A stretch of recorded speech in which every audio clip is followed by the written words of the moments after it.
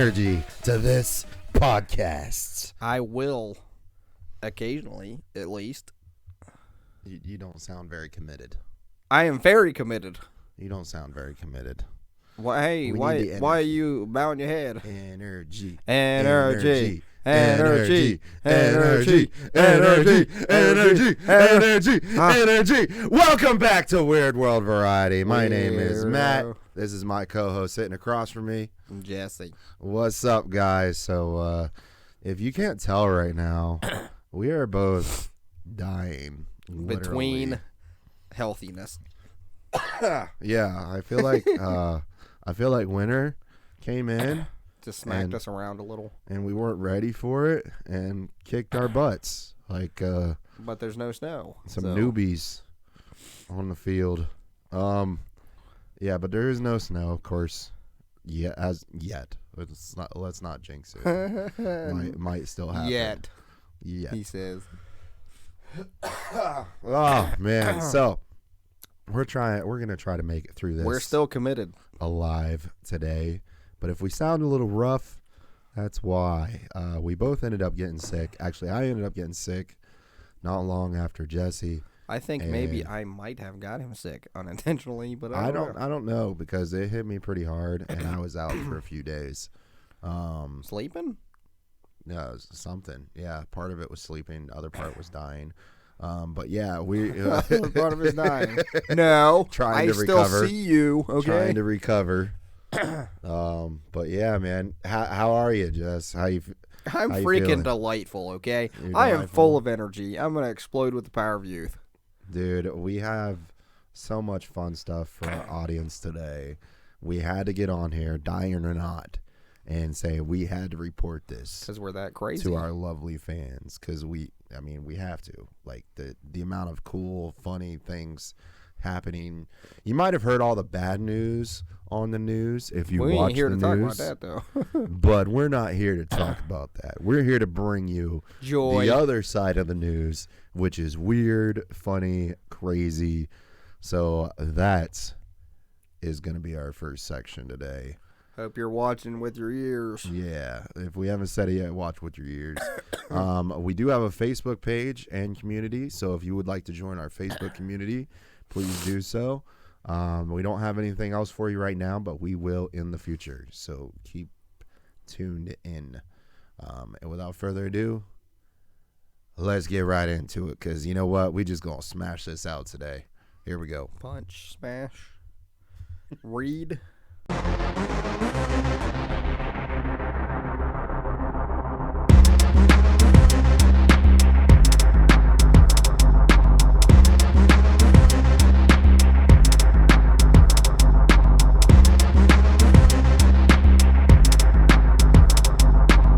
All right, so the first one. Hey, what's with that sigh? So the first one, it's a legal sigh that I have to do before each section. They actually put it in my contract that I have to sigh before each section. Yeah. What? He's giving me a very suspicious look. What right now, are you talking about, dude? Anyway, but it's all in the contract. You know, read the contract. Read the contract. I ain't got no contract. Bro. So here's I got a question for you. So for who? Me? Yeah, for you. Over you. Wait, no, I've got a question for my cat that's not in the room right now. You wouldn't have a cat either, anyway, because you don't even like cats that much. I've got a question for you. Okay. So shoot. We know transportation. But have you ever heard of two modes of transportation coming together at the same time? Natrium batteries on roller skates. There you go. Electric skateboards, probably, right? What? There's an electric skateboard? Yeah, electric skateboards. Electric scooters, all that kind of jazz. Oh, well, I mean, I like scooters. And then also flying cars. We talked about flying cars in the past. We have the technology, right? Meow. We have, and they're not making them. We have the Nobody's technology. Making any. It's clearly obvious we have the technology. Electric cars, which they're also talking about water-propelled cars and what? all They're this talking other about water stuff. now? Yeah, again? hydrogen and After killing the guy who made the first water car. of course. Wow. Got to talk about the future. Can't be stuck in the past. Well, I mean, they kind of want to stay stuck in the past with the oil, so I mean. But what about a horse and an airplane? Yeah. Hold on. I was trying to think of something witty. Yeah, Horseplane, okay. But horseplane. Horseplane. Yeah. So what about a horseplane? Well, actually, I have a story for you. A horse. It's not a horseplane. A But horse loose on a flight to Belgium forces a cargo jet to turn back around and go to New York. I thought this was hilarious because I was like, wait a second. They can't keep a hold of their cargo, number one. Number two, why are they flying a horse to Belgium? and how'd the horse sneak on there is what I want to know too. Like, how somebody miss a horse walking on a plane? I have no idea. I mean, unless it is a cargo jet, so it could have been legal. It's not commercial, obviously. Right. So obviously, they had some way to secure the horse. Wait. Think about it though. Why would a horse also? Okay, after walking onto the cargo plane, would it just walked behind a crate somewhere and hid there? You would you would think that they had and that's my question. You would think that they would have some sort of cage, or not a cage necessarily, but maybe a stall set up for the horse or some boxed in area. Oh, it already had one. To where he wouldn't get loose, right? So apparently it escaped. It didn't walk on there. It was, they had a horse in there already, apparently. Yeah, because it was part of this cargo jet. So we're gonna read about this right now. This was updated November 15th. This was part of AP News. Yeah, you got the next one. This was updated November 15th, 2023. New York. A cargo jet headed to Belgium from New York had to turn around mid-flight after a horse escaped its stall and got loose in the hold, according to air traffic control radio. Now, how would you like to get that call on the radio? It already had a stall in the Yes, plane. it had its own stall. But imagine you're doing air traffic control and you get a call. Hey, we got a horse loose in here. we have an escaped horse. What's that conversation like? I really want to be there for that conversation. What happens in that conversation? The other guy communicate. What do you call it? Telecommunicator or whatever. He'd probably be like, "Can you repeat that back to me, Sir? Can you repeat what you just said?" A horse. And what's the protocol for having an escaped horse on a plane? The Boeing 747, operated by Air Atlanta Icelandic, that's a mouthful, had just started its flight across the Atlantic Ocean on November 9th when the pilot radioed air traffic control in Boston and said that a horse on board had escaped its stall. We don't have a problem as of flying wise, but we need to return back to New York. We cannot get the horse back secured. That's what they said. We cannot get the horse secured, basically. The pilot said on air traffic control, meaning they couldn't get the horse under control. Well, I mean, they were. It was which amazes me that he even got on there in the first place. The controller cleared the aircraft to return to John F. Kennedy International Airport. The pilot said that due to the plane's weight, he had to dump 20 tons of fuel before going back to New York. I think I would have sooner dumped the horse. Honestly, I know that sounds cruel, Jesse but would have opened the door and shoved the sounds horse. Cruel. I like animals, but dumping 20 tons of fuel, that sounds horrible, dude. Awful. 20 tons. That had to be awful for the environment too. But wait, so if he was, that doesn't make any sense though. He was too heavy to turn around. Sounds like it. But I mean, I love animals as much as the next guy, but I would have get out of your horse, because the alternative is worse. The controller gave the okay and alerted nearby pilots about a fuel dumping in progress. You're making the approximately 10 miles west of Martha's Vineyard. You're making it worse by dumping fuel instead of the horse. The 747 pilot had one more request. I do believe we need a veterinarian. I guess you call it for the horse upon landing, he said. Is that something you can speak to New York about?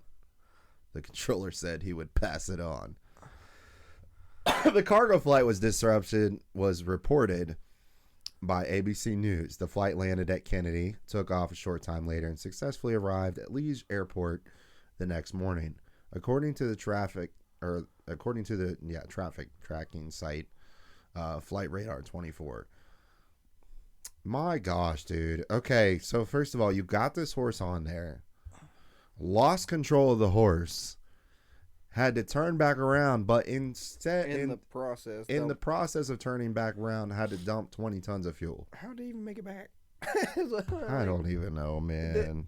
The stupidity of people. How about let's just not bring a horse on an airplane? I appreciate that they cared more about the horse than the fuel, but also dumping fuel seems like a really bad idea. I would love to see this on a commercial flight. Like, you know how you have to, like, when you're going through security, you have to check in, and if you have to declare something, you have to declare something to airport security. What do you have to declare? I have a horse.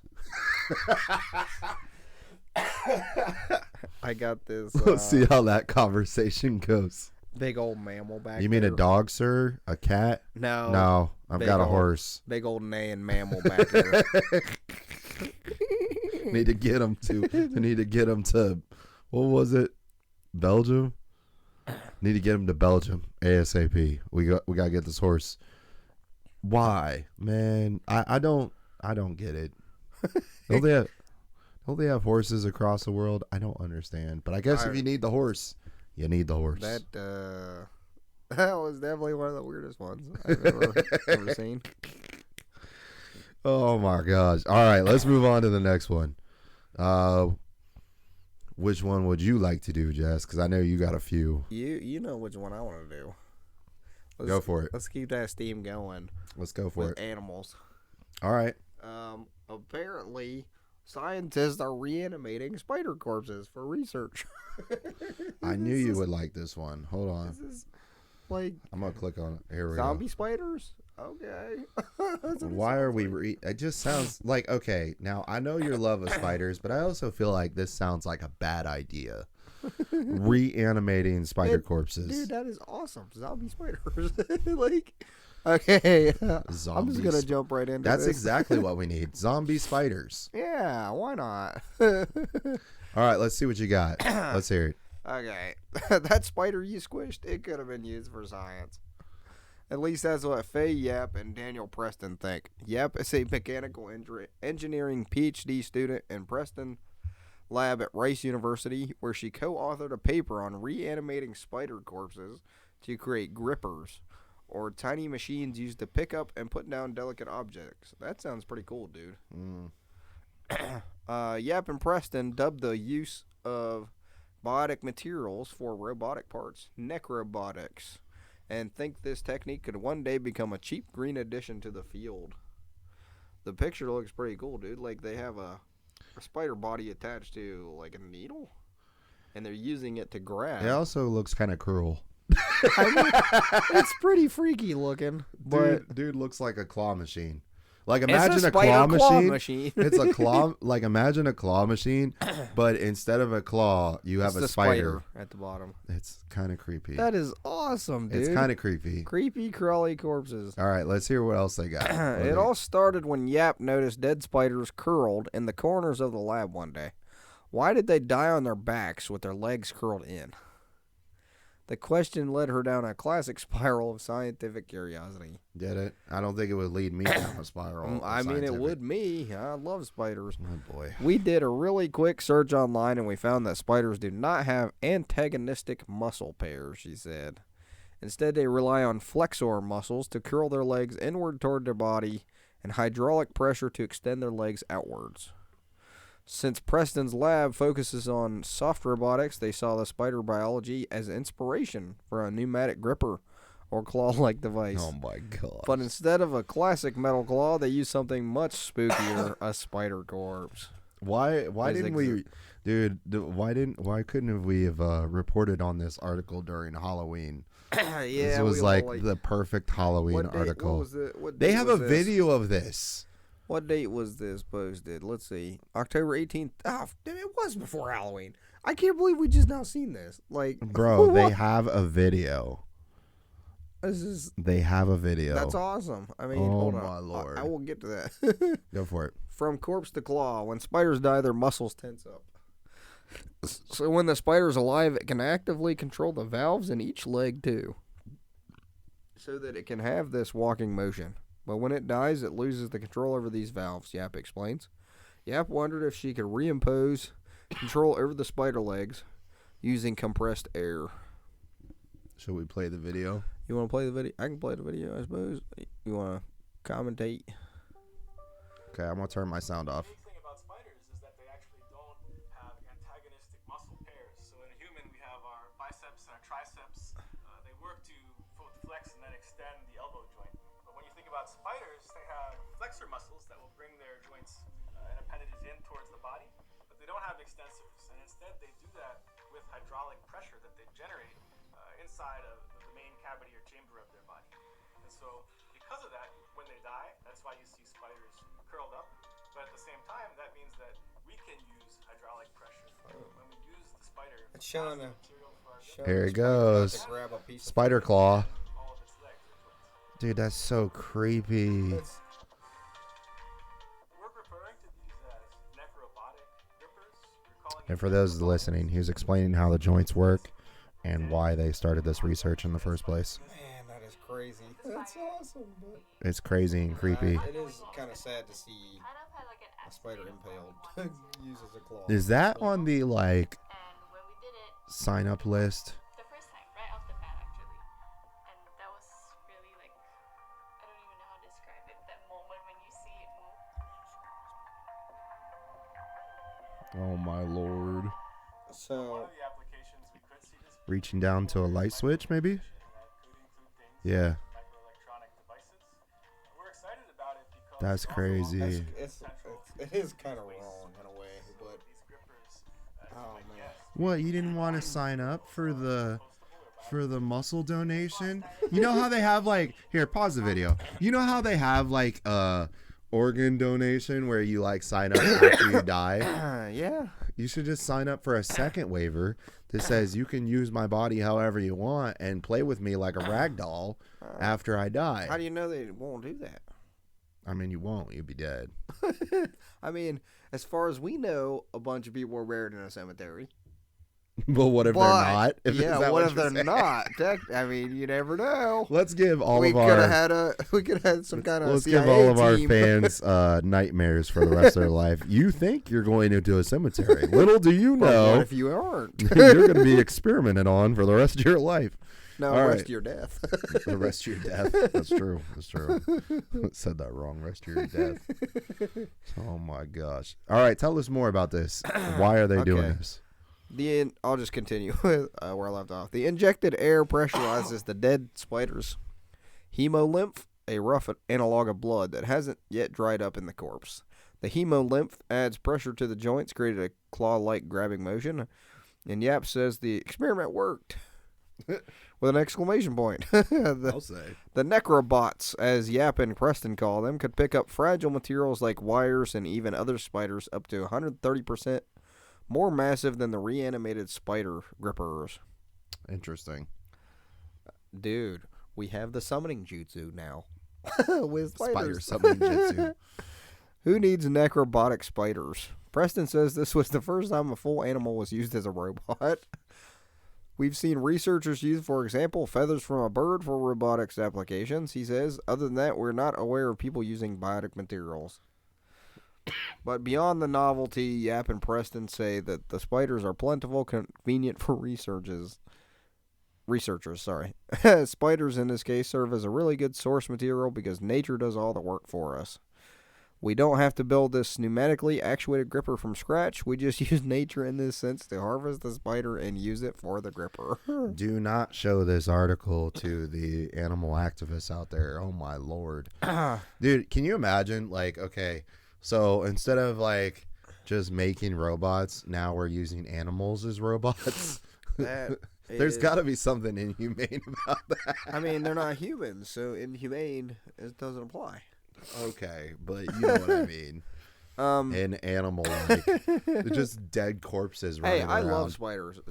This is, I mean, I'm conflicted here myself. Like, I'm not sure, but if they're dead already, I mean, if they was already dead, they're using. Think about this on a massive scale, though. Would you like to see your dead corpse dog running around, being animated? Heck yeah, I would. Oh Lord, because I'm a weirdo like that.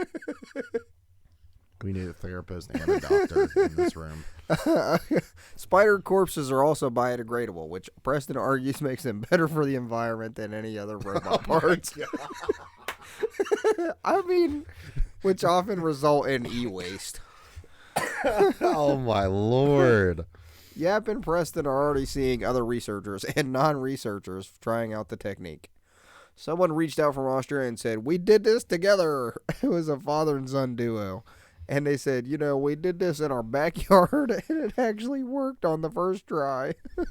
That's messed up. So it's not just scientists, it seems. This is so wrong in so many ways. So maybe the next time you see a spider curled up in a corner, consider channeling that panic into science. The image that I have in my mind is when you're reanimating an animal and the body is just decaying right in front of you as you're trying to use it for reanimation. This is just the start, man. Oh my god! I have no doubt that this is just the start. This is the start of zombie animals. Now they're going to be looking at the other things that animals can do. This is not good.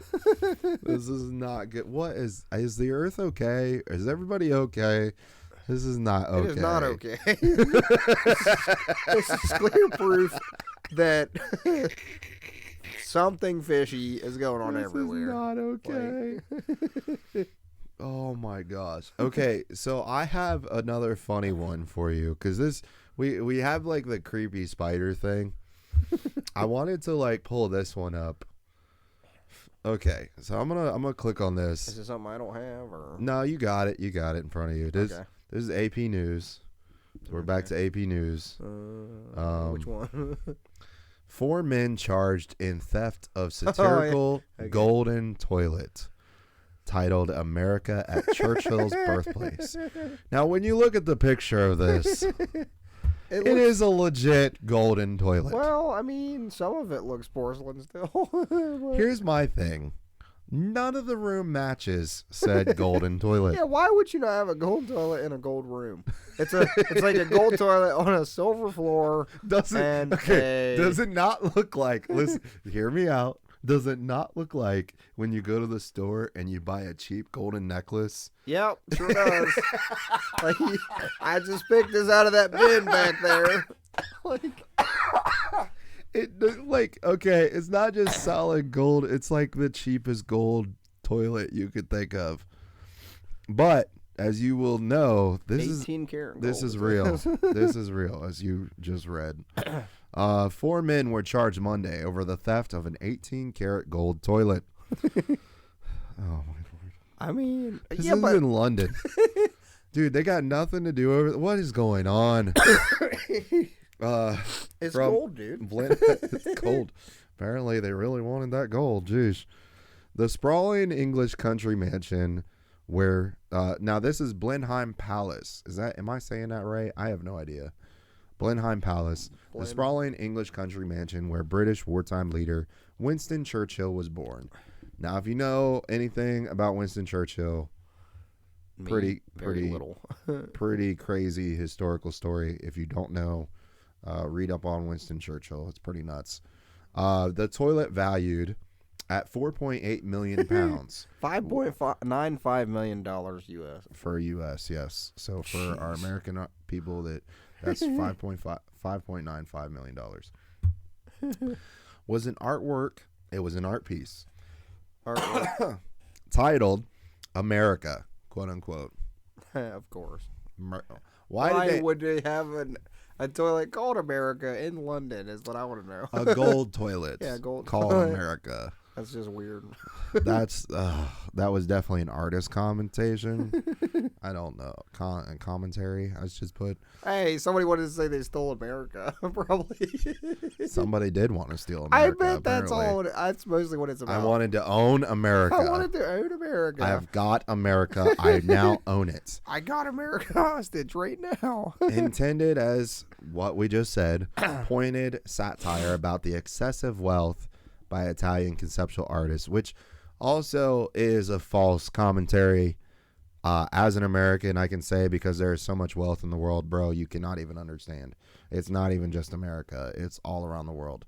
You just look at who owns it. All right. So, but it's really funny. It is really funny. It is. I don't really take offense because I think that's hilarious.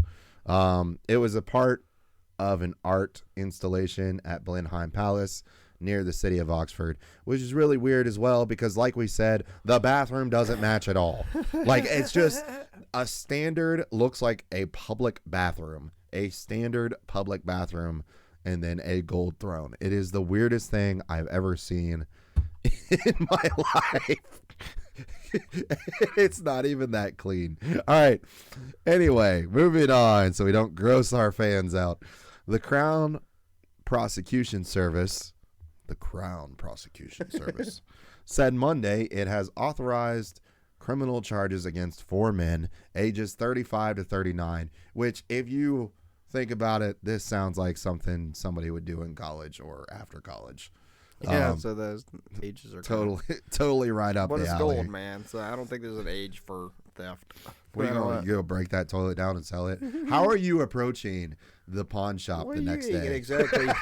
No, yeah, you definitely don't want to keep it as a toilet. That's for sure. Like, How are you approaching that pawn shop, I'm bro? definitely cutting it up. Because it's a dead giveaway. They are accused of burglary and conspiracy to transfer criminal property. 7 people had been arrested over the heist, but no charges have been brought until Monday. 4 years. 4 years after the And it has toilet was never been- stolen. never Can you been found. imagine getting that phone call? Dude, somebody cut that up so it wasn't a toilet or something. Sir, you've been charged with the theft of a toilet with 7 other people, 6 other people. What do you mean? Remember in 1993?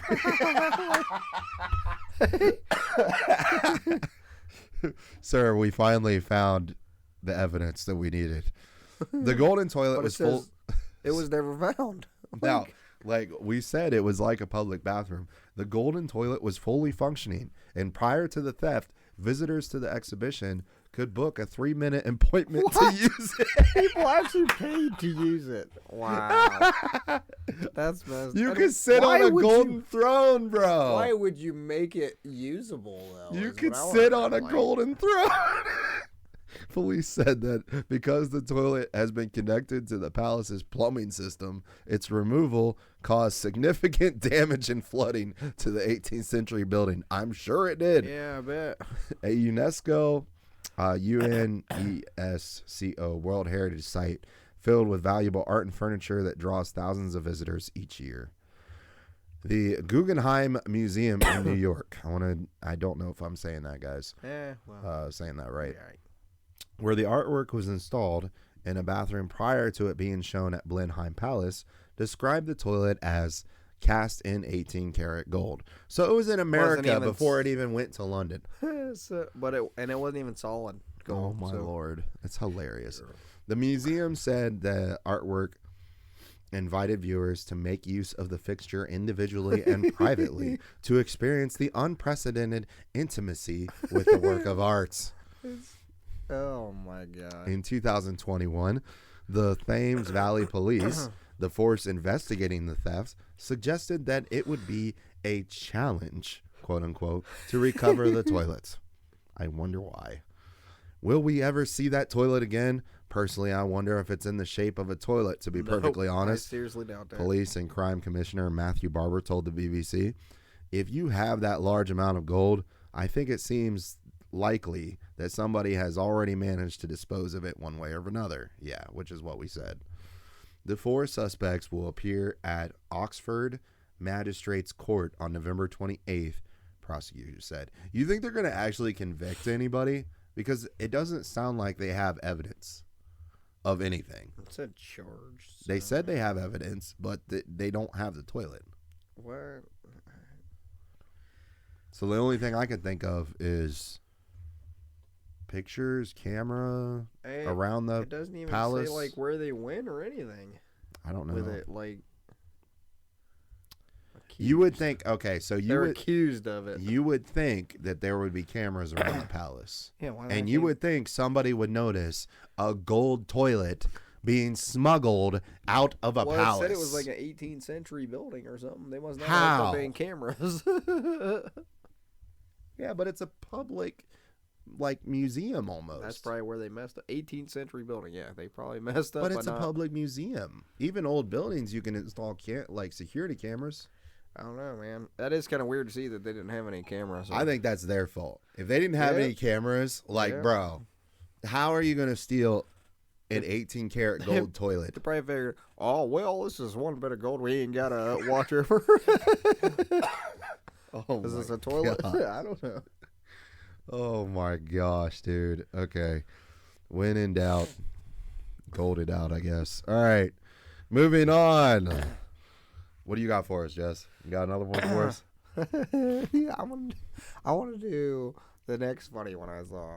Okay, what's the next one? The title is Coast Guard arrests a man trying to run a giant hamster wheel across the Atlantic. Oh, yes. And I remember seeing that one. whatever this is does not look like a hamster wheel. It looks like It looks weird. some kind of component turned sideways. Well, to And me, with it looks like a balloons in it. bunch of exercise balls glued together. I in thought a they were cage. balloons, but yeah, now that I look closer, they look like It exercise looks balls. like exercise ball. I'm going to click on it here, see if I can pull it up. A hydropod made of buoys, it says. Buoys? Buoys. They look like exercise balls. That's what- Yeah. Now, the floats in between them look like the floats that you would see on a dock. Like, maybe he just janked those Yeah, maybe. and just put them together. Like, what was this dude think? Was he trying to break, like, a Guinness World Record or something? Let's find out. All right, let's go. I'm gonna go ahead and read this. Sorry. Don't die on us, bro. Triasimite Reza Bellucci can't reach his destination without running afoul of the U.S. Coast Guard. Hey, those guys are out there, yeah. The key problem is his vessel, a giant floating hamster wheel made of buoys and wire, self-propelled by Bellucci running inside. Bellucci, who lives in Florida after being granted asylum from Iran, was taken in by the Coast Guard last week aboard his vessel, following several days of back and forth with the authorities. According to a criminal complaint filed in U.S. District Court in South Florida, the Coast Guard cutter Valiant came across Yeah. Bellucci and his homemade vessel about 70 nautical miles east of Tybee Island, Georgia, on August 26th as the Coast Guard was preparing for Hurricane Franklin. He told officers his destination, London, England, more than 4,000 miles away. Oh He's my going to try to God. float 4,000 miles. 4,000 On miles? a run or whatever. Dude, what are you doing for food? Bellucci was asked for the vehicle's registration. This is wild. Okay, cracked him too. let's pause for a second. Look at the picture. It legit, for the audience, legit looks like one of those tunnels that you would see in a fun house where you would like walk into the tunnel and then the tunnel would rotate. You ever seen those? Yeah. You like at the end of the fun house. It looks like that, but Oh, on legit. both ends we have paddles, what looks like exercise balls, and dock buoys, all like strapped together so that you can, I guess, paddle forward. Here's the other question I have. There is no storage on this stupid thing. How is he supposed to go 4,000 miles? And what is the dude eating? Like, is he just fasting till he gets in the there? middle, it does look like there's a space where he can be. Well, yeah, there's a space in there. It kind of looks like there's boxes or something in there. Yeah, but the whole thing rotates. There's no way you would be able to store anything in there. It would just flip upside down. Wow, Tupperware. Tupperware. If you got lids. That'd be my guess if he was The most basic commercial for plasticware since 1990. Let's throw some Tupperware in there. You'll be fine. Throw some water bottles. Can you imagine? Oh my gosh, you want to see dude. the picture of this thing? It's on npr.org. NPR.org. Look for Coast Guard hamster wheel. Riza Coast Guard Belushi. hamster wheel. It's under strange news. So if you want to go to the strange news section, it's under there. All right. Is there anything else you can tell us about this? Well, yeah, I'm gonna keep reading it. Let's go. It cracks me up. This says they asked for its registration. Sir, license and registration, please. He said it was registered in Florida. Is that wheel registered, sir? But it said he couldn't find the registration according to the complaint. Oh, he couldn't find it. How convenient. I wonder why. There's no storage on this stupid thing. Even if he had registration, it'd probably fall out. The Coast Guard assessed Belushi's vessel, known as a hydropod, and determined he was conducting a manifestly unsafe voyage, according to Coast Guard Special Agent Michael Perez in the complaint, which does not identify Belushi's starting point. Oh my god. The officers then approached Belushi in a small boat and instructed him to join them. They were ending his voyage due to it being unsafe. Belushi replied that he had a 12-inch knife and would attempt to kill himself if the officers attempted to remove him from his vessel. Oh my god. According to the complaint. The dude was crazy. He didn't want to be there no more, apparently. The officers returned to the cutter and stayed nearby. When the officers tried again over the next day or so to get Belushi to join them on the small boat, Belushi displayed 2 knives and threatened to hurt himself if officers boarded his vessel. Bro. Come on. Belushi also threatened to blow himself up along with his vessel. With what? There was nothing there. The officers saw him holding wires in his hand and believed him. I wouldn't. There's nothing there. I'd be like, go for it. The following day, a second Coast Guard cutter named Campbell arrived and sent a small boat to Belushi to deliver food, water, and word that the hurricane was expected. That's insane. Belushi refused again to leave his vessel and told the officers that the bomb wasn't real. Why would you tell him the bomb wasn't real? Obviously it's not. Do you see how much space is on this? There is not much space on this thing at all, let alone a compartment for a bomb. But that's what was letting him keep his vessel. Oh my lord, dude. I know, he just completely compromised himself. I was like, what? He's like, yeah, I'll blow myself up. Oh wait, it's not real, officer. But don't you dare. Don't you dare. I'll do it. On August 29th, Campbell once more sent a small boat and this time was able to safely remove Belushi from his floating hamster wheel. This guy had to have been on something. Belushi was brought ashore in Miami Beach last Friday where he was released on $250,000 bond. There you go. You got arrested and you got a $250,000 bond for all that trouble. While his case is underway, he's barred from travel outside the Oh, Southern District I of wonder Florida, why. and may not go to the ocean or board a vessel on the ocean, a special condition added to his bond agreement. Well, read that next section. It was not his first try. This was far from Belushi's first encounter with the Coast Guard. He has attempted voyages in a similar homemade vessel in 2014, 2016, and 2021, all of which resulted in U.S. CG intervention. It's just Belushi is a man of big dreams and unorthodox methods. Not long after arriving in the U.S., he was profiled in the New York Times as he began a quest to run across the country. Oh my god. Forrest Gump style. Forrest Gump style. He reportedly finished the coast-to-coast journey not once but twice. Okay, the coast-to-coast thing is believable. I've seen a lot of people do that.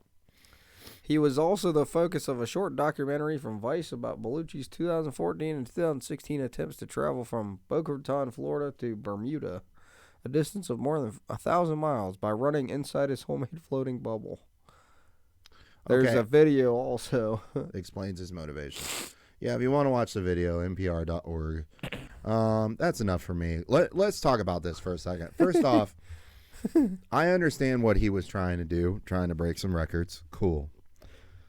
Here's my problem. That's really cool. If dude. you get approached by said Coast Guard, what he's doing is potentially resisting arrest, get off your stupid boat. You can always try again another day. But now he's not going to be able to try at all because he's going to be barred from traveling. He's going to be arrested probably. And he set out on a $250,000 bond right now. So, dude, that was just way more trouble than you ever had to do. If you just said, okay, I can come back another day, it's cool, and just got on the boat with a Coast Guard. Because, look, this thing looks like, audience, if you go look at this picture, it looks like a home project. He could probably build it in a week. Like, it is definitely not worth what he went through.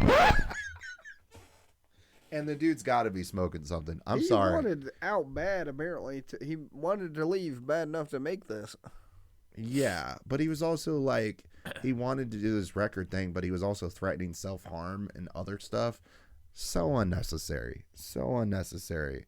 Dude, if you're going to do this, do it. Famous doing it. But if you get caught, you get caught. You just be like, okay, cool. And you go with the Coast Guard. Everybody has a nice day. You don't have to get arrested over it.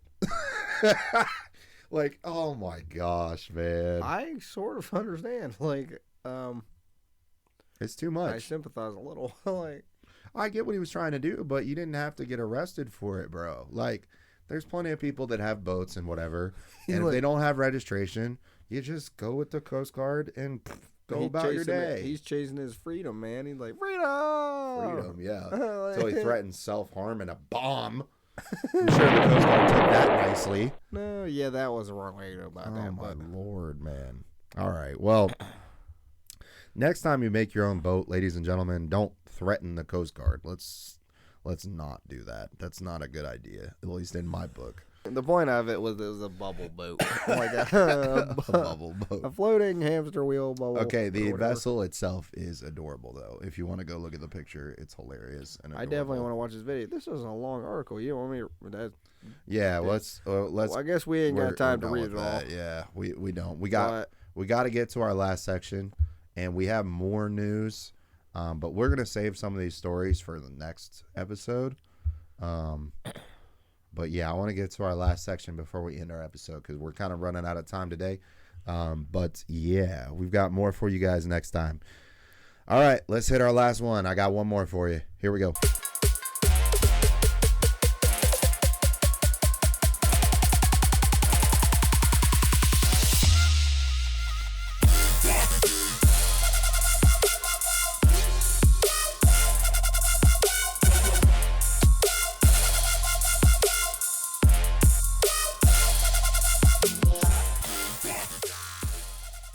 Speaking of crazy and wacky things, one of the coolest things I like to do is travel, just like that dude. That dude. But maybe not like that. I like to travel in general, okay, and legally. The other thing that I like to do is try food. So today, not illegally, legally. So today we're gonna talk about a certain city that's actually pretty famous. We're going to talk about Boston, and we're going to talk about the 10 classic Boston dishes and where to find them. All right?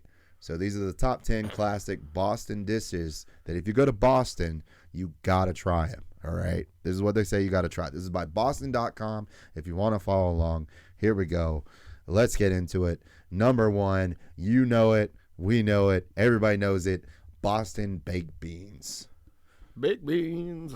Now, what do you think about baked beans, Jess? Do you like baked beans? They're good. Are you a bean fan? But no. Okay, I will say that I'm not a bean fan necessarily as far as baked beans. I do like, I'll tell you what I do like. I do like the mixed ones. Like my dad makes this baked bean dish. It's like several different kinds of beans, and it's really sweet. It's made with like brown sugar. It's delicious. My back door usually causes problems. That's another issue for another day. All right, let's see where they got them. They don't call it Beantown for nothing. With a history of being served during Native American meals, beans slowly baked in molasses are not only a nod to the times of yore, but also when the city was awash in molasses during its part in the triangular trade, quote unquote. The dish is traditionally served in a small crock with brown bread sitting sidecar. The places that you can get this, Beantown Pub, Rebels Guild, Monotony Grill and Tavern. I don't know how to say that. Sorry, guys. Oak Lawn Bar and Kitchen, Union Oyster House. Number 2. Minotomi. Oh, no. What's number 2, Jess? Boston cream pie. The famous Boston cream pie. What you got? Can I actually read it all? Yeah, read just the next paragraph. As the story goes, Omni Parker House is the birthplace of this dessert, which identifies more as a cake than pie. Sweet custard is layered between yellow butter cake and glazed with chocolate. If you don't know what Boston cream pie is, the one that they're showing doesn't look like a pie necessarily. It looks like a dessert tart. It kind of looks like a cupcake to me. Right, like it's Except very for fancy. A flat cupcake. It looks like a flat cupcake, basically. But it looks good. It looks good, but it's like one of those Cookie cake. It's like the size of your palm, I would say. I want one. It looks good. Yeah, I'll try one for and sure. You can find them at Flower Bakery and Cafe, Omni Parker House, S&S Restaurant, Corico. Sounds cool. And Bova's Bakery. Ooh.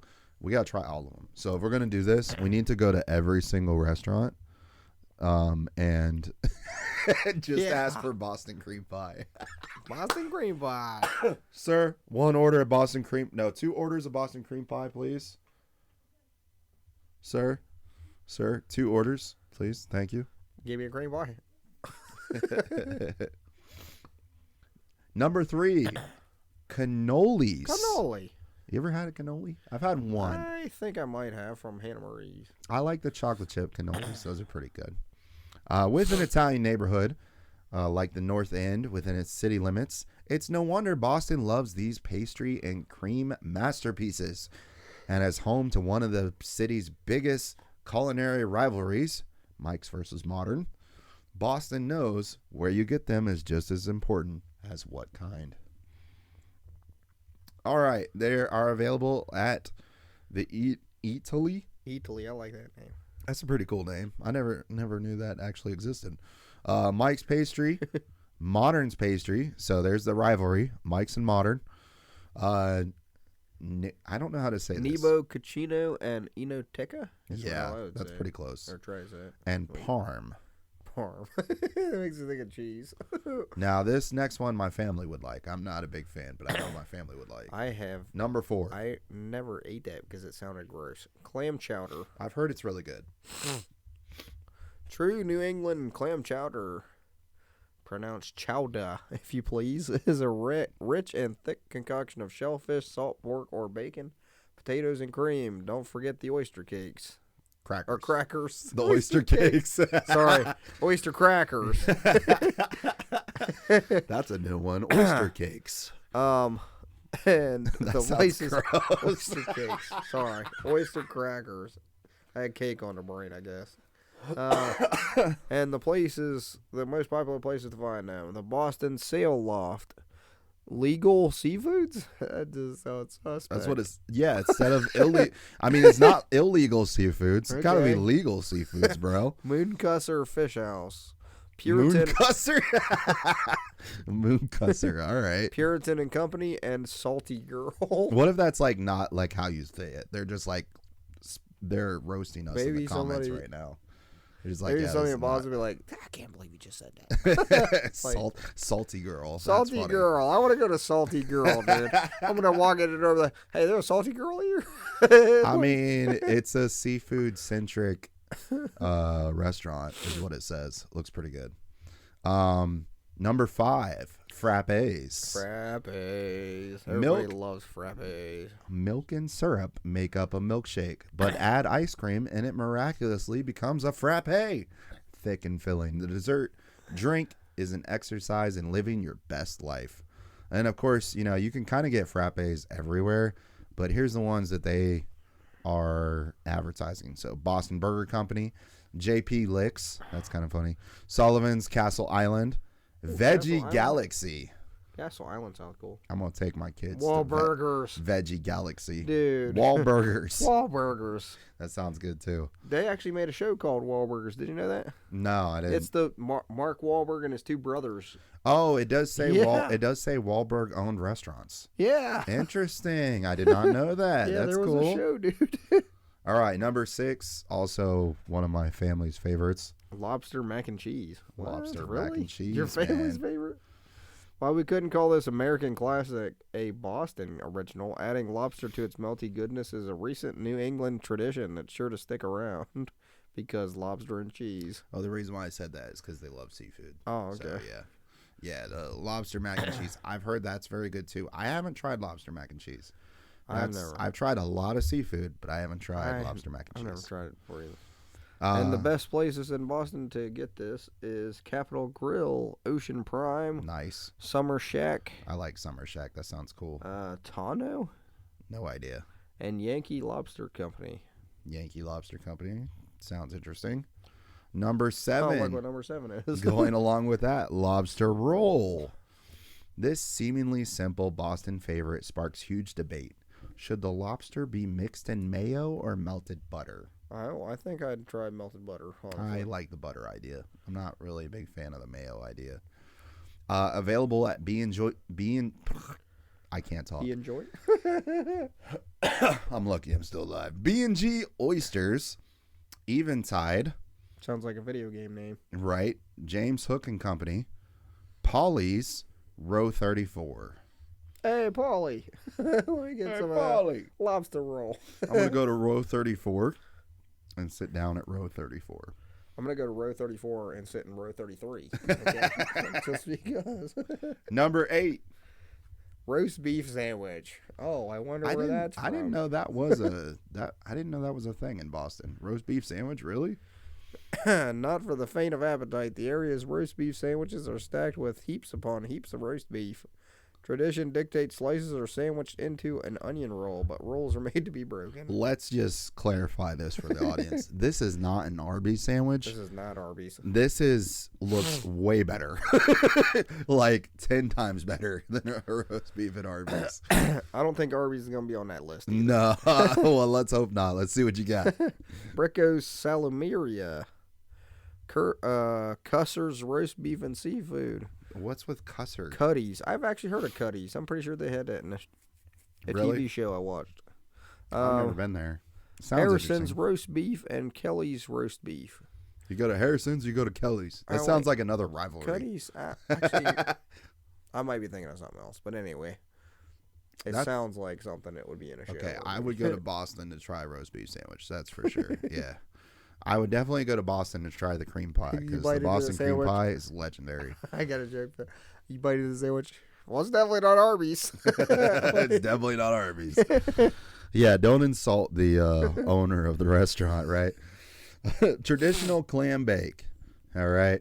Coastal and casual. A typical clam bake includes lobster, clams, corn, and red potatoes wrapped together and steamed over a fire.